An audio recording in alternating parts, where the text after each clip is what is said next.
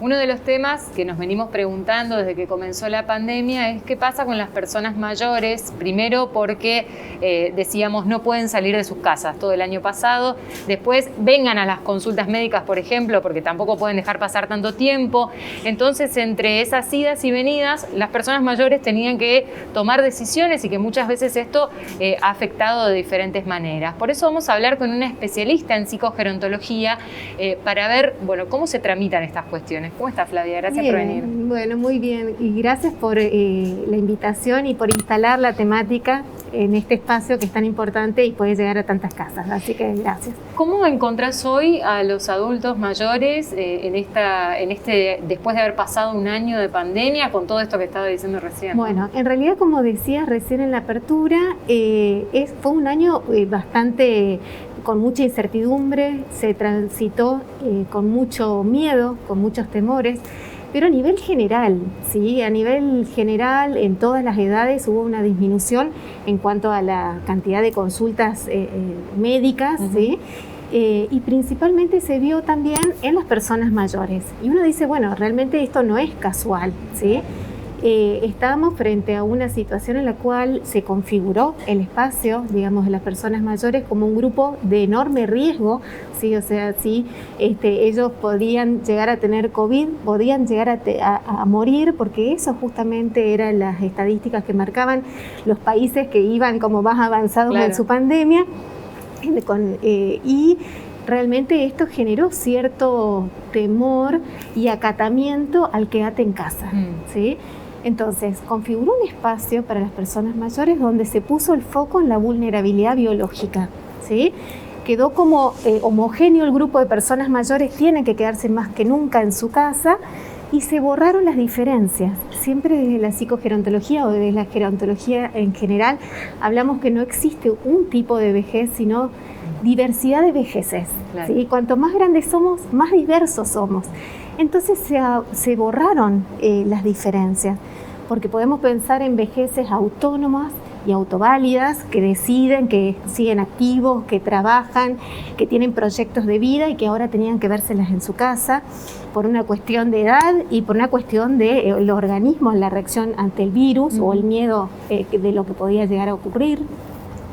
Personas que también tenían algún tipo de necesidad de alguna asistencia, ¿sí? Que si bien podían seguir tramitando diversas cuestiones, necesitaban alguna asistencia.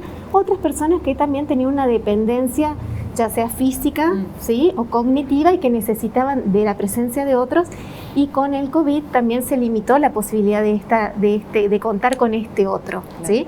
Y también muchas personas mayores viven en situación en sus casas, en sus departamentos, de forma, digamos, solas, ¿sí? Algunos con alguna familia, pero muchas personas mayores viven solas, a diferencia del imaginario social que piensa que muchos están viviendo con las familias estas ampliadas, claro, o en residencias. No, muchas personas vivían solas, muchas solteras, ¿sí? O viudas, entonces también con la dificultad de poder contar con otros, ¿sí? Doctora, sobre todo en la primera parte de la pandemia, sí, quedó como en evidencia eso de las distintas vejeces, ¿no? Exacto. Porque la gente que tenía, que era autónoma, era como que se sentía encerrada en su casa, ¿no? Ese sería una reacción. Exacto. Y la otra después es dada en un primer momento, ¿no? Bueno, si vamos a morir, todos vamos a morir, pero si el virus nos va a acelerar, sí, ese proceso, ¿por qué me quitas mis nietos? ¿Por qué me quitas mis afectos? Exacto.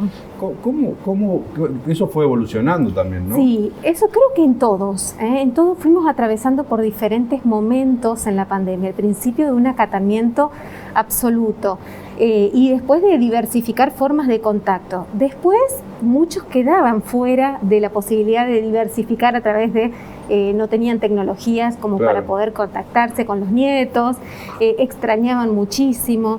Se limitó con esto del quedarte en casa, que fue significado por muchos como quédate en casa porque si no te enfermas y te podés morir, ¿sí? Porque sos mayor.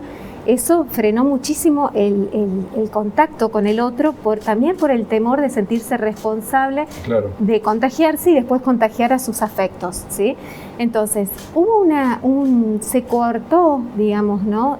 La libertad en muchos sentidos, o las posibilidades de conectarse con otros. Por ahí, los que tenemos acceso a la tecnología, pudimos tener otro tipo de contactos, ¿sí? Pero hay muchos que quedaron fuera del sistema. Justamente el COVID lo que vino a marcar es la desigualdad social también. Claro, sí, ¿no? sí, obvio, sí. Las dificultades en el acceso a la información, a los medios de tecnología, o sea, a la tecnología, al tener wifi, al no poder usar o no saber usar el teléfono celular. Eso? Perdón, Flavia, ¿cómo se trata eso en la consulta? Sí. O cuando, bueno, podés charlar con los adultos y adultas, decir, bueno, ¿qué hacemos frente a esta situación? Sí, bueno, uno de los efectos que uno está viendo ahora, como la mayoría de las investigaciones hablan como del post-COVID, cuando en realidad lo estamos transitando, ¿sí? Todavía no es post-COVID, pero sí tenemos ya como una experiencia previa de lo que fue. Se habla de mucha situación de soledad y depresión, ¿sí? Pero también otras investigaciones muestran de que si bien el grupo de personas mayores fue como configurada como grupo de vulnerabilidad biológica, también tiene una vulnerabilidad social, porque están vistas como personas que tienen menos poder que otras, que están más disminuidas, más deterioradas y demás. Las investigaciones que se realizaron, pero en los primeros tiempos de pandemia acá en la Argentina, muestran de que muchas personas mayores, o la mayoría de los entrevistados, tienen recursos psicológicos como para poder afrontar esta situación. O sea, cuentan con una vulnerabilidad biológica, es decir, una predisposición por la cantidad. Una fortaleza psicológica. Pero una fortaleza. Han pasado crisis que los han fortalecido, tal vez. Exactamente. Tienen experiencias anteriores y tienen con qué lidiar con las situaciones adversas. ¿Sí? Ahora, en el caso de esto, ¿no? Del miedo a salir, sí, porque estaba el COVID afuera y qué sé yo, y después lo que decía Gaby, el llamado de la medicina, vengan porque no dejemos ¿en qué afectó eso? ¿Se vio afectado o se retomó ya cierta normalidad? Bueno, en realidad eso de la disminución en la cantidad de consultas médicas, en realidad uno lo puede tomar o lo puede leer como un indicador al acatamiento total a la medida de restricción. Las investigaciones también muestran que fueron las personas mayores las que más acataron, ¿sí? Con la cuestión del cuidarse y cuidar a los afectos, a su familia o su entorno, cuidar al otro, acataron absolutamente. Se puso en la balanza, un chequeo médico o la posibilidad de morir, digamos, de COVID, y se eligió quedarse en la casa para evitar este mal mayor. Todo esto fue un proceso de deconstrucción de comportamientos que uno tenía, digamos, en relación a la asistencia al médico y demás, y una construcción nuevamente de una nueva forma de encontrarse con el médico. Porque no solamente las personas mayores tenían miedo de asistir a la consulta por el temor a contagiarse, sino que también el sistema estaba adaptándose a lo que se iba decidiendo y los turnos se iban espaciando, entonces el control médico pasaba para mucho más adelante, la situación era incierta, la forma de pedir los turnos también era todo virtual y demás, muchos quedaban afuera, no todos, porque hay un montón de personas mayores, y eso también lo vimos en la pandemia, que han aprendido a utilizar las tecnologías para poder vincularse, hacer las conferencias virtuales, videollamadas o grupales y seguir conectado con la vida. Pero muchas otras personas no. Entonces han empezado a depender de sus hijos para pedir un turno. Incluso también estamos como experimentando una prolongación de la vida, ¿sí? Una longevidad. Entonces cada vez se vive más tiempo y cada vez más personas son mayores de 60 años. Entonces una persona de 80 o de 90 tiene hijos de 60 o de 70. Entonces a la hora de ir o buscar este acompañamiento a las consultas, eran dos personas mayores, exactamente, que se iban una doble dificultad. De todas maneras, por lo que dice, podemos ver el vaso medio vacío, pero también podemos ver el vaso medio lleno, ¿no? Hay cosas muy positivas que se pueden rescatar de acá. Absolutamente. La pandemia creo que eso es lo que dejó, ¿sí? Fue como una radiografía que tornó visible dificultades que ya venían existiendo, incluso bueno, la situación del banco que había pasado al principio de la pandemia, que eso hizo que se readapte o se repiensen las estrategias justamente para las personas mayores. Todo esto generó un inmenso aprendizaje, pero para todos, ¿sí? Desde las instituciones, ellos también a nivel familiar, y también muchos de ellos descubrieron que contaban con recursos como para poder hacer frente a esta situación. Encontrarse con los nietos de otra forma, seguir extrañándolos enormemente, ¿sí? Porque no se podían abrazar, pero por lo menos al menos poder verse, ¿sí? Encontrarse, eso que tanto uno extrañó. ¿Y referencian algo en cuanto a la vacuna? La vacuna es un antes y un después.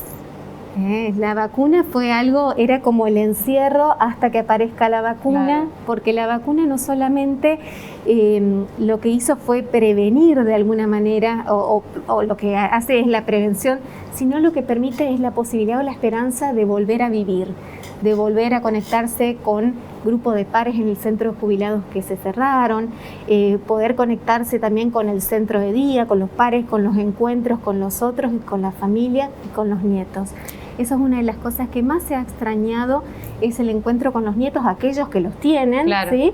Y aquellos que no los tienen, el encuentro con pares y el encuentro con otros y poder encontrarse con otras personas que hacen a su red de apoyo tan importante para seguir sosteniéndose. Te pido en un minuto, ¿qué señales de alerta deberíamos tener en cuenta si vivimos con adultos mayores o viven solos pero son de nuestra familia, como para detectar esos casos en los que se instalaron en la soledad, se instalaron en el silencio?